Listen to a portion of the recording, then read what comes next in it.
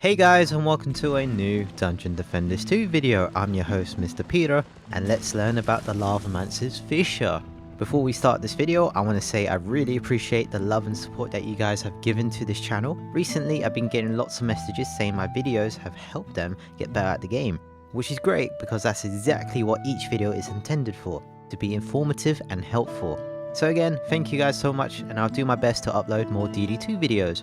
I will be talking about the base kit of the tower and then move on to the build, so if you guys are only interested in the build, I've got it written in the description below, and it's also timestamped. How convenient. Fissures are exactly like the Flame Aura. They're AoE tower that attack up to 7, 8 or 9 units at a time. The difference between the two is that Fissures naturally burn units which damage them over time. However, the Flame Aura has height, so if I put my Flame Aura down, in the tactical view, you can see the height, whereas the Fissure, it doesn't have any height, meaning it cannot reach air units and damage air units. It's really limited to ground enemies. Also, they slowly generate mana for the Lavamancer. That's nice. Now we know about the base kit, let's improve it. The most important rule of DD2 is to max the attack rate of the tower. To do this, we need to go to our Ascension tab and put all our points onto the attack rate in the defense tree. Of course, if you have any remaining points, put it onto your Fissure's defense power. On the utility tree, put all your points onto crit damage and crit chance. And lastly, add points onto your range gambit. This will make our Fissure bigger to cover large areas. We haven't reached the tower's max attack rate yet, so we need to get a gilded defense rate shard or a 10 defense rate mod. Of course, I don't expect anyone to have these two right away, so the best alternative is to have both defense rate shard and any level defense rate mod. The max attack rate percentage is 41%, a defense rate shard gives 33%, and a level 3 mod gives 25%. Both of these together will give you the tower's max attack rate. You can find the shard in Chaos 4. Now if we've got the max attack rate, we need damage. We'll be using Destruction. You can find the shard in Chaos 1. This will provide us defense power for the tower, meaning we have more damage. Now we've got the max attack rate and damage, let's make it bigger. We'll be using Deadly Strikes. You can find this shard in Chaos 3. This will help us increase the size of the Fissure. As you can see, the Fissure is looking pretty badass. It's large to make the enemy's journey harder, it has a lot of damage, and it has the max attack rate to dish out as much damage as it can do. Now let's check out the complete build. This is the complete Fissure build. We have anti-frost, anti-melee, defense rate, with destruction, deadly strikes, and defense rate. Fissures are fantastic at killing frost enemies. If you didn't know, frost enemies take double the damage from any fire source. Fissures are a fire type aura, and they also naturally burn units as well. So frost enemies are going to take double the damage from the Fissure, and also double the damage from the Fissure's burn. It's the perfect tower to counter frost enemies. That's why we ran anti-frost, to do that extra percentage damage to frost enemies. Now they're going to take double the damage from the Fissure, plus 56.11% extra percentage damage. So once they step onto the Fissure, they're going to take tons of damage. These two anti-mods stack, so if a unit is both melee and a frost unit, they will take percentage damage from both anti-mods. This is ideally to counter Frost Orcs. Frost Orcs are a big issue in Onslaught, and here's a video example to demonstrate what Frost Orcs can do to your towers. To cut it short, they have the power to reduce the attack rate of any nearby towers. This is called a debuff. This debuff stacks, so if there's more than one Frost Orc, the tower's attack rate is reduced even more. To counter this, we need to overcap. Overcapping is difficult to explain, so I've created this bar chart in Photoshop. Hopefully this can visually help you understand what overcapping is and why it's important to use against Frost Orcs. On the left hand side is the time in seconds, and this red bar represents the attack rate of the Fissure. The max attack rate for the Fissure is 0.38 seconds. Our Fissure can do 250k damage every 0.38 seconds, which is roughly 700k damage every second. These are rough estimates, by the way. If one Frost Orc steps onto our Fissure, it reduces the attack rate of the Fissure. This is a debuff.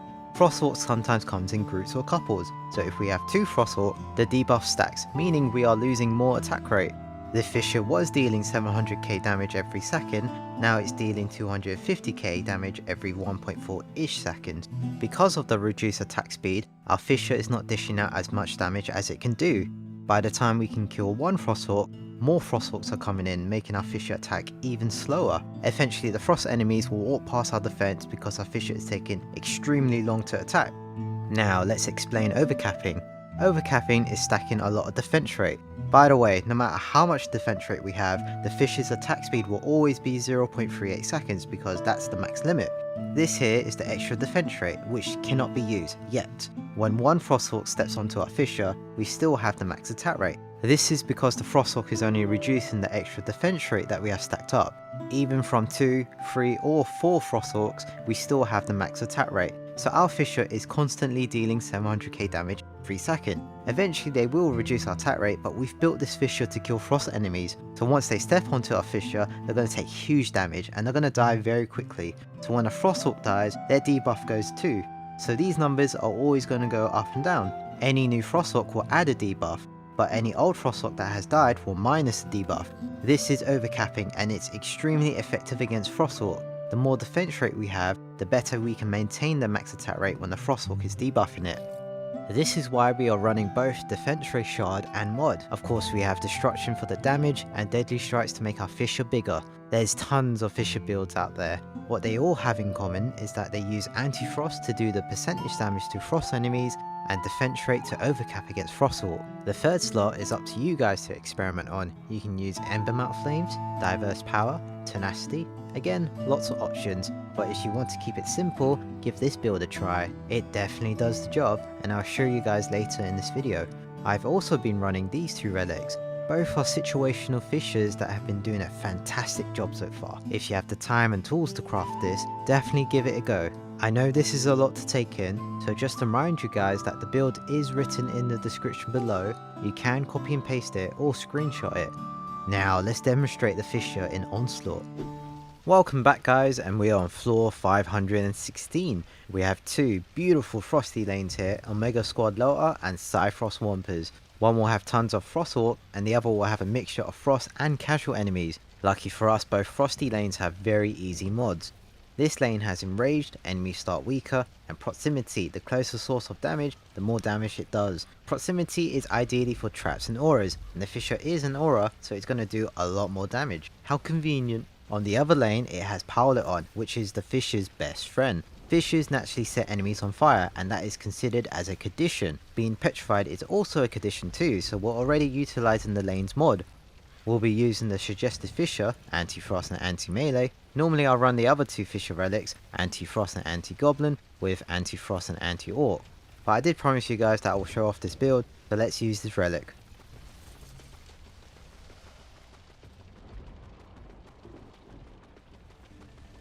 This is how I normally set up the lane for Frosties. Usually I have two Fissures side by side, and then continue with my normal Reflect and Proton setup.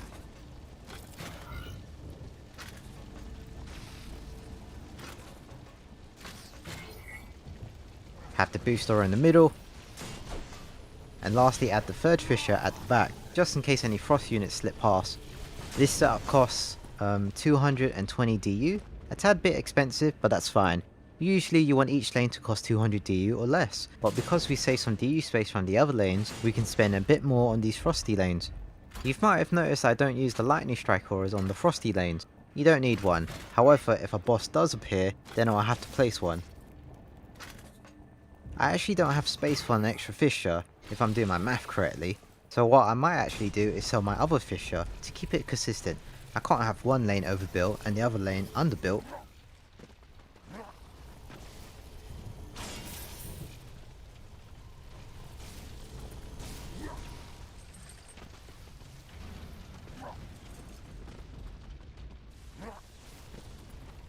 This game does give you a visual indication when a Frost Orc is debuffing your defense, but if you take a look at the Fissure, even with the debuff applying to our Fissure, it still has the max attack rate.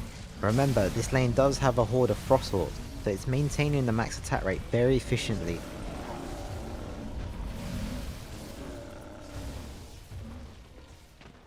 This lane is a good example of what a Fissure can do against a massive horde. Even with a lot of enemies rushing through, it still can trim the numbers down.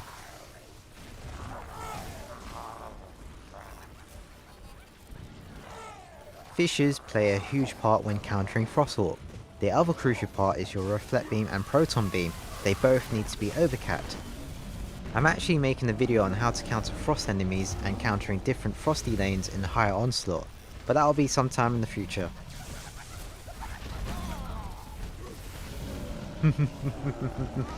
Those flying kamikazes, man. They do crazy amount of damage.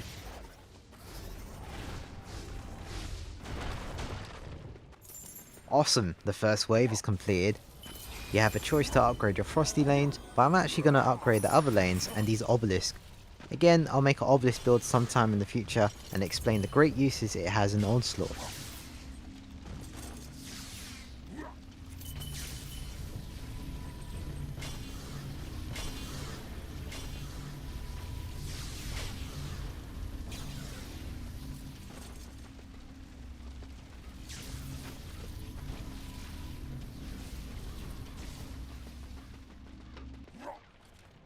Cool, we actually have a boss on this lane, and it's the Drakenlord. The Drakenlord is a frost and melee unit that's utilising the mods that we have in our Fissure, which is great. He's going to take percentage damage from both anti-mods. Oh, we actually have Frost Orcs coming out this lane now. Doesn't matter, everything here is overcapped, except for that LSA.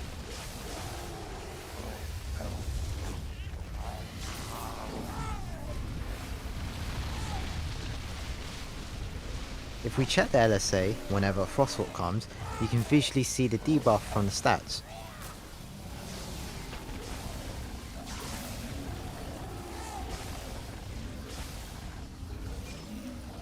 I think I might have placed it too far back for it to get affected by the Frost Orcs.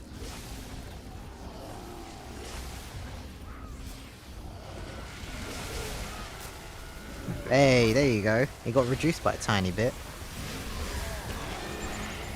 We have a headstrong assassin, I believe. That's going to be very annoying. Dude, it broke my shield. That's a first.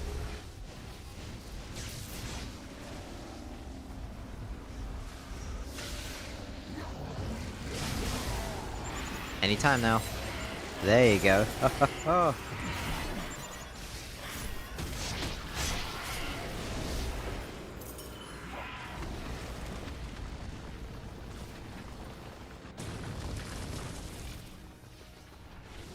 Flies getting smacked. Nice.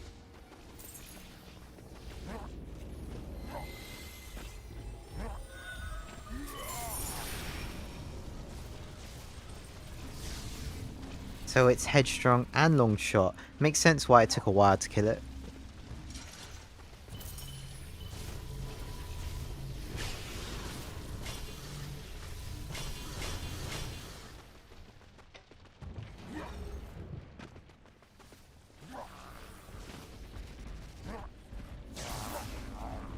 There's not much to say about these Fissures. It's floor 516 and they're still doing a great job. We have two great example lanes here. One is showing the awesomeness of overcapping and the other one is showing the Fissure's wave clear potential. If this isn't proof, then I don't know what is.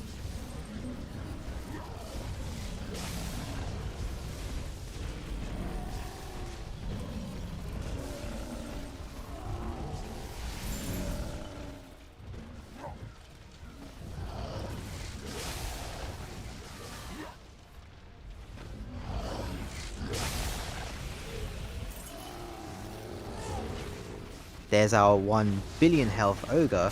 It's not even a Gregory, just a casual ogre. To be fair, I think the middle lane has maximum effort, probably why it has so much health.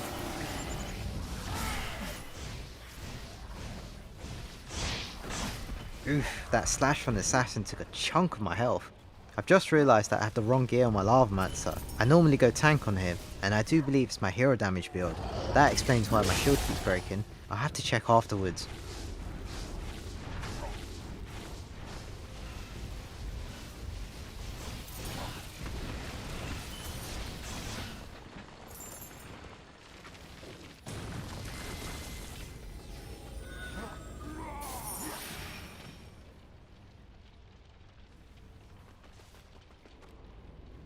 On this lane we have additional units like the little Malthus guy and a handful of kamikazes. However, there's still a lot of Frost Orcs coming out. We have a Yeti in this lane and we do have room for a Fissure. Just like the Drakenlord, Yetis are Frost and melee units. Again, we're utilising the mods on the Fissure.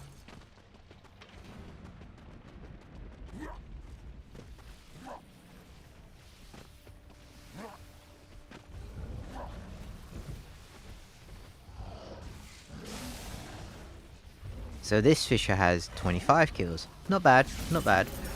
28, cool, cool, cool.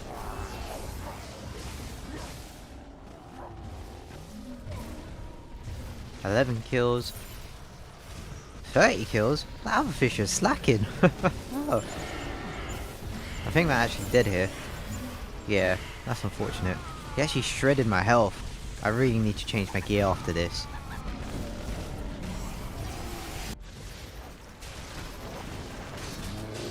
That's a Gregory. By the way, there's nothing increasing its health and it has 1.1 billion health.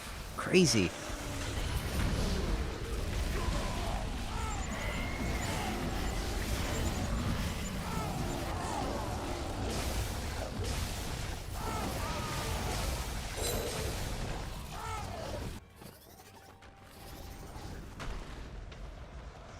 Get wrecked, boy.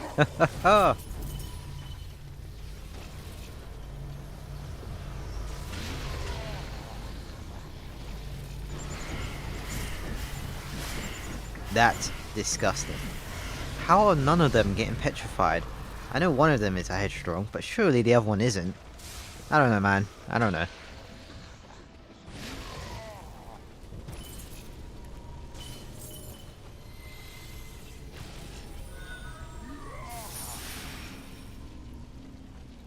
Before we move on to the next game, I need to change my gear. These assassins are a bit nuts, I'm not gonna lie.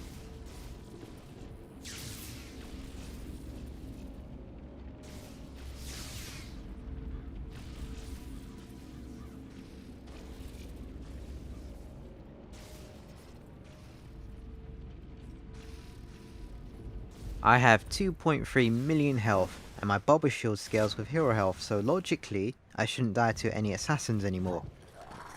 And I'm just here, I'm waiting for it. Come on, assassin, do your best. I dare you.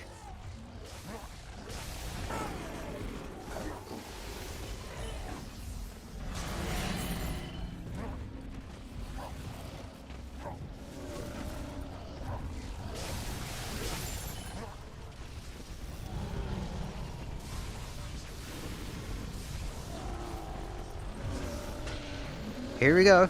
I'm ready.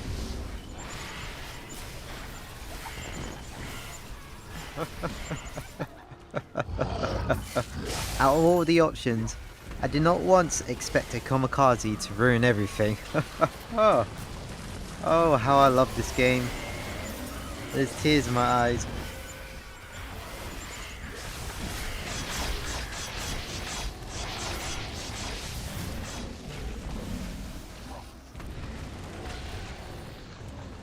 Where do these assassins come from? Oh, it's okay. It's last wave. If this was the first wave, I would have rewrote this in a heartbeat. Yeah, I know. You want to slash me.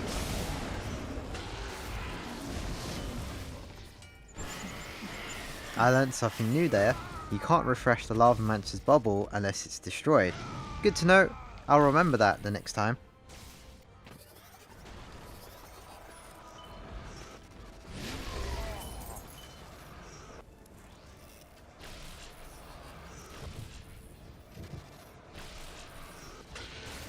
I can hear them coming back as well. Thank goodness. This is the final guy. Kill him. Get me out this floor. Thank you. Awesome. Alright guys, there you go. That would be the Fissure on floor 516. I hope you guys have a better understanding of what a Fissure is capable of and how awesome they are against Frost enemies. Besides me getting slaughtered by these demons of assassins, I think this demonstration was a success. Remember guys, we had no upgrades to them and it's a Chaos 7 medallion too. It just comes to show you guys that all you need is the right mods and shards to get far in Onslaught. Definitely give this build a try. If you like this video, hit that like button and subscribe for more DD2 content. I'll see you guys next time. Take care.